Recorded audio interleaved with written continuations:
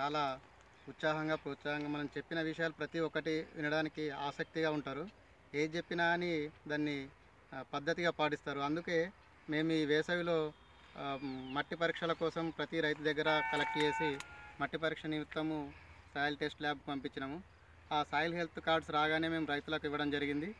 ఇచ్చిన తర్వాత ఖరీఫ్ నుంచి స్టార్ట్ అయింది ఈ సంవత్సరం. ఈ సంవత్సరం ఇచ్చింది ఏంటంటే ఇక్కడ రైతులు ఇంతకుముందు కొంచెం ఒక్కొక్క రైతుని చూసి ఎక్కువ ఎరువులు వాడేవాళ్ళు, మోతాదు మించి వాడేవాళ్ళు.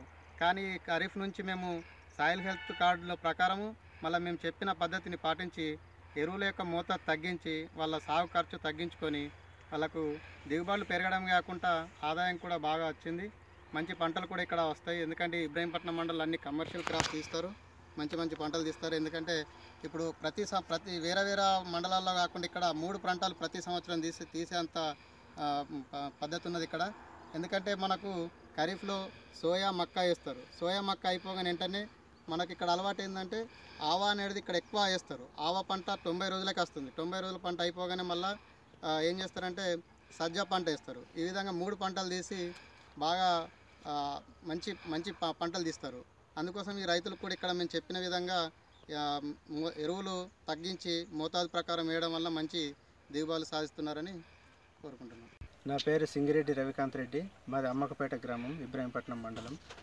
నేను గత 20 సంవత్సరాల నుంచి వ్యవసాయం చేస్తూ ఉన్నాను.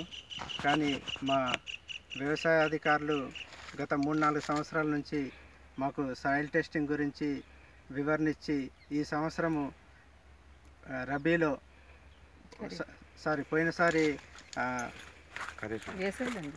వేసవిలో మా యొక్క భూమిని soil testing purpose AEO Bhumeshwar గారు మరియు ఏఓ గారు ఏడిఏ గారి ప్రోత్సాహంతో మా యొక్క సాయిల్ టెస్టింగ్ చేసినారు. ఆ సాయిల్ టెస్టింగ్ రిజల్ట్ నాకు ఇచ్చి ఏమేమి మందులు వాడాలి, ఏ విధంగా వాడాలి అనేది వివరంగా తెలియజేసినారు. నేను ఇంతకుముందు విచక్షణ రహితంగా పక్క వాళ్ళు 3 సంచులు వేస్తున్నారని నేను 4 సంచులు వేసేది. ఆ విధంగా కాకుండా సాయిల్ టెస్టింగ్ ప్రకారమే నేను ఎరువులు వేయడం వల్ల నా యొక్క వ్యవసాయం యొక్క సాగు ఖర్చులు తగ్గి దిగుబడి ఖరీఫ్లో ఎక్కువ వచ్చింది. అదే ఉత్సాహంతో మళ్ళీ పసుపు పంటను ఆవాల పంటను వేయడం వల్ల దాని యొక్క రిజల్ట్ స్పష్టంగా కనబడుతుంది. వేరే వాళ్ళ తోటలో పురుగు మందులు విచక్షణ రహితంగా కొట్టడం వల్ల వారి తోటలో తేనెటీగలు కనబడతలేదు. నా యొక్క తోటలో తేనెటీగలు స్పష్టంగా ఎక్కువ కనబడుతున్నాయి. దీంతో దిగుబడి పెరిగే అవకాశం ఉందని చాలా సంతోషపడుతున్నాను. నేను ఖరీఫ్లో నేను మొక్కజొన్న మరియు విడివిడిగా సోయా పంట వేసి ఉన్నాను. ఈ సోయా పంటలో నాకు అత్యధిక దిగుబడి వచ్చింది. ఈ పురుగు మందులు తక్కువ వాడడం వల్ల సోయా పంట ఈ పద్ధతి ప్రకారము చేయడం వల్ల నాకు దిగుబడి కూడా పెరిగింది. 10 క్వింటాల సోయా వచ్చింది. అన్ని ఖర్చులు పోను ఎకరంలో 13 నుంచి 14 వేల రూపాయలు మిగిలినాయి.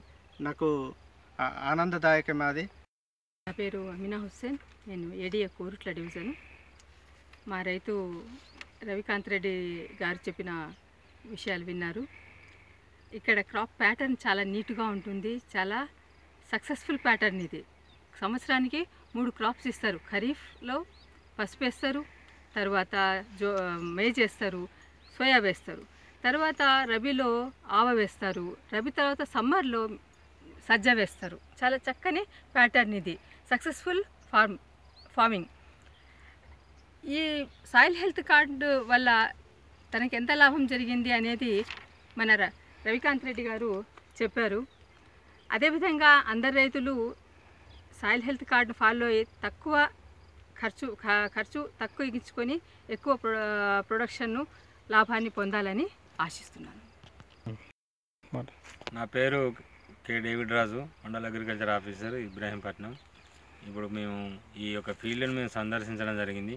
గత వేసవిలో మేము భూసార పరీక్షకై మట్టి నమూనాలు తీసుకుపోయి ఈ రవికాంత్ రెడ్డి ఫీల్డ్లో ఉన్నాం. రవికాంత్ రెడ్డి నుండి మేము మట్టి నమూనాలు తీసుకుపోయి పరీక్షలు చేయడం జరిగింది. ఆ పరీక్ష ఫలితాలను కూడా వాళ్ళ కార్డ్స్ రూపంలో అందించడం జరిగింది.